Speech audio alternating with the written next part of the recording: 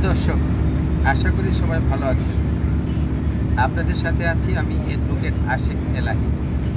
আপনারা ইতিমধ্যে যারা আমার ভিডিও দেখেছেন আপনারা জানেন যে আমি আইনের বিভিন্ন বিষয় নিয়ে কথা বলি, বিভিন্ন তথ্য তুলে ধরি।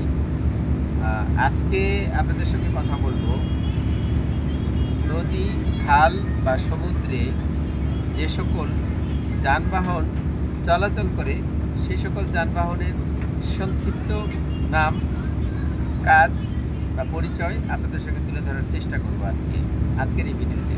যেহেতু নদীপথে যাচ্ছি সেজন্য নদীর বিষয়টা নিয়েই আপনাদের সঙ্গে শেয়ার করি। নদী বলতে খাল বা নদী বা ছোট পরিসরে যে সকল নৌযান চলাচল করে তার মধ্যে সর্বপ্রথমে আমরা বলতে পারি ডিঙ্গি। অনেকে আবার এটিকে ডিঙ্গি নৌকাও বলে। এটি মূলত বিভিন্ন ছোট ছোট খাল বা বিলের মধ্যে মানুষজন ব্যবহার করে থাকে। এটি ছোট্ট একটি নৌকা যেটি মূলত মাছ ধরার কাজে অথবা অল্প পরিমাণে পণ্য পরিবহনের কাজে অথবা পারাপারের কাজে, এটা অনেকটা বলা যায় যে ব্যক্তিগত নৌযান অনেকটা। অর্থাৎ প্রত্যেকটা যে সকল হাওর বা নদী বা পানি বেশিরভাগ সময় থাকে যে সকল এলাকায়, সে সকল এলাকায় প্রায় প্রতিটা বাড়িতেই একটি করে ডিঙ্গি নৌকা থাকে।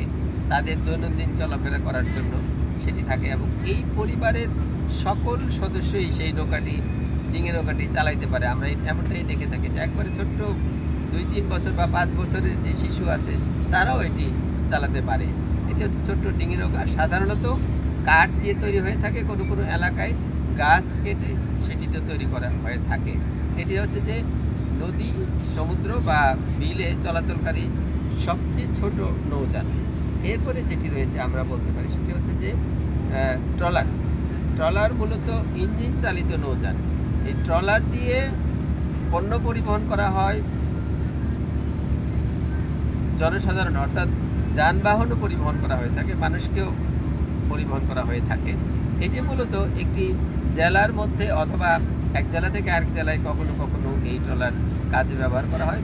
কখনো দেখা যায় ট্রলার দিয়ে বালি, মাটি এটিও টানা হয়ে থাকে। এটি হচ্ছে ইঞ্জিন চালিত নৌকার চেয়ে বড় একটি নৌযান। এরপরে যেটি রয়েছে লঞ্চ। এটি আরেকটু বড় আকারের নৌযান, যেটিতে সাধারণত যাত্রী পরিবহন করা হয়ে থাকে এক জেলা থেকে আরেক জেলায়, বিভিন্ন দেশের অভ্যন্তরে সমুদ্রে বা নদীতে এই লঞ্চ চলাচল করে থাকে। বড় বড় নদীতে লঞ্চ চলাচল করে হয়ে থাকে। এই লঞ্চ 2 তলা 3 তলা হয়ে থাকে সাধারণত। এটি হচ্ছে লঞ্চের পরে যেটি রয়েছে জাহাজ। সেটি জাহাজের চেয়ে কিছুটা বড়, জাহাজ লঞ্চের চেয়ে কিছুটা বড়। সেটিও পণ্য পরিবহনে ব্যবহৃত হয়ে থাকে। আবার কোনো কোনো জাহাজ যাত্রী পরিবহনে ব্যবহৃত হয়ে থাকে। সেটি অনেক দূর সমুদ্র বন্দরগুলোতে যাতায়াত করে, নৌবন্দর এবং সমুদ্র বন্দরগুলোতে যাতায়াত করে থাকে। এটি হচ্ছে একটি বড় আকারের নৌযান, জাহাজ। এরপর রয়েছে আরও একটি নৌযান, সেটি হচ্ছে ফেরি।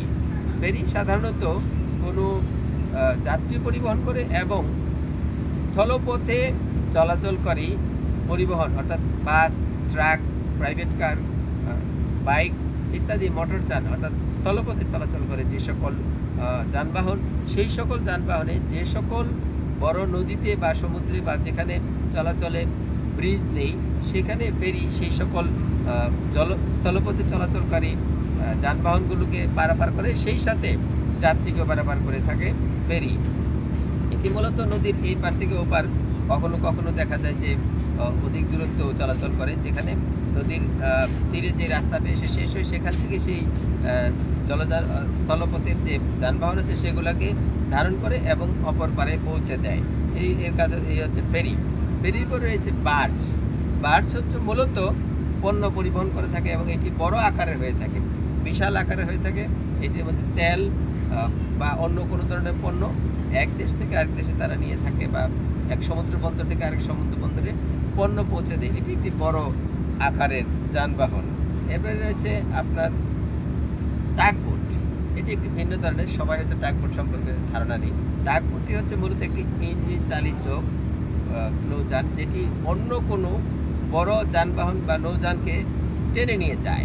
অর্থাৎ এই নৌযানের অনেক সময় আমরা দেখি বা দেখেছি যে ফেরিকেও এই টাগবোট টেনে নিতে, অর্থাৎ একটি বড় ফেরি, সেই ফেরিকে আলাদা একটি ইঞ্জিন চালিত অনেকটা লঞ্চের মতো দেখতে দেখা যায়, সেটি এই ফেরিটিকে টেনে নিয়ে যাচ্ছে। অথবা অন্য কোনো বড় নৌযানকেও, শক্তিশালী টাগবোট নৌযানকেও টেনে নিয়ে যায় অনেক দূর পর্যন্ত, অনেক বিভিন্ন এক বন্দর থেকে আরেক বন্দরে নিয়ে যায়। এটি একটা আলাদা, সাধারণ মানুষের মূলত এটি হাতের কাছে থাকে না বা জানার কাছে থাকে না, এটি মূলত বড় বড় নৌযানগুলোকে টেনে নিয়ে যায়। এরপরে আরেকটি রয়েছে, সেটি হচ্ছে যে ক্রুজ শিপ। ক্রুজ শিপ হচ্ছে যে বিশাল অনেক বড় আকারের একটি জাহাজ। এটি পৃথিবীর বিভিন্ন দেশে এই ধরনের জাহাজ হয়ে থাকে। এই ধরনের জাহাজগুলো মূলত বিলাসী যাত্রীদের, ভ্রমণ পিপাসা মিটিয়ে থাকে। এটি 2 দিন, 3 দিন, 5 দিন, 7 দিন, 1 মাস পর্যন্ত একটানা চলে। তারা একটি প্যাকেজ ঘোষণা করে, যারা সারা বিশ্বের বিভিন্ন জায়গায় ছড়িয়ে ছিটিয়ে আছে, যারা ভ্রমণ করতে চায় আনন্দ উল্লাস ভোগ বিলাসের মধ্য দিয়ে, অর্থাৎ আরামপ্রিয় যাত্রীদের জন্য একটি বিলাসী নৌযান হচ্ছে যে ক্রুজ শিপ। এটি সাধারণত অনেক বড় আকারে হয়ে থাকে এবং বহুতল বিশিষ্ট হয়ে থাকে। এর অনেক কক্ষ, অনেক সুযোগ সুবিধা ভিতরে থাকে।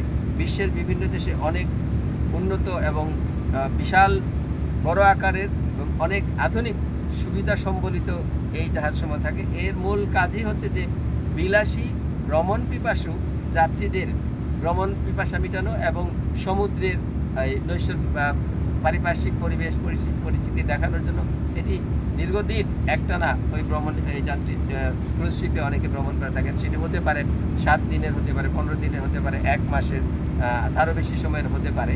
এটা নির্ভর করে যাত্রীর ইচ্ছা এবং ওই কর্তৃপক্ষের প্যাকেজের উপরে।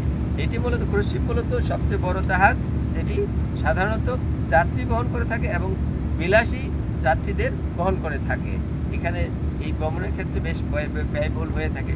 তাহলে সম্মানিত দর্শক, এতক্ষণ আপনাদের সঙ্গে নদীতে